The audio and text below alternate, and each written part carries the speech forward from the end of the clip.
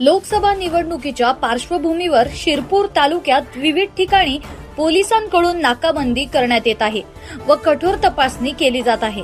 यातच मिळालेल्या गोपनीय बातमीच्या आधारे कारवाई करत प्रतिबंधित अफूची तस्करी करणाऱ्या वाहनावर शिरपूर तालुका पोलिसांनी कारवाई केली आहे।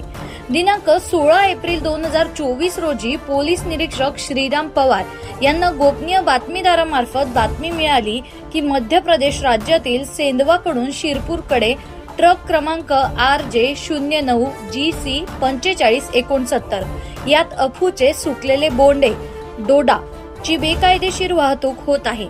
या माहितीच्या आधारे एक पथक तयार करून राष्ट्रीय महामार्ग क्रमांक 52 वर पळासनेर गावाजवळ नाकाबंदी करून सदर वाहनाची चौकशी केली असता त्यामध्ये अफूचे सुकलेले बोंडे आढळून आली।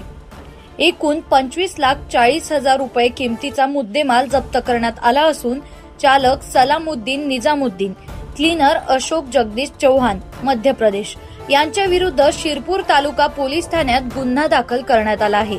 पुढील तपास पोलीस करीत आहेत।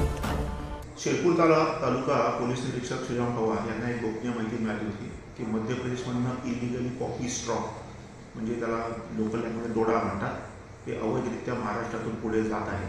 त्या अनुषंगाने आपण नाकाबंदी लावली असता पळसनेर चेक नाक्याच्या इथे एकूण 52 किलो कॉफी स्ट्रॉ आपण जप्त केलेला आहे। याच्यामध्ये 2 आरोपी आहेत, सलामुद्दीन निजामुद्दीन राहणार मंदसौर मध्य प्रदेश आणि अशोक चौहान राहणार रतलाम मध्य प्रदेश, या दोघांना आता आपण अटक केलेली आहे, गुन्हा दाखल केलेला आहे आणि याचा रूट जो आहे हा कुठून येत आहे आपण आता व्हेरीफाय करून संबंधित लोकांना याच्या पुढे कारवाई करत आहोत।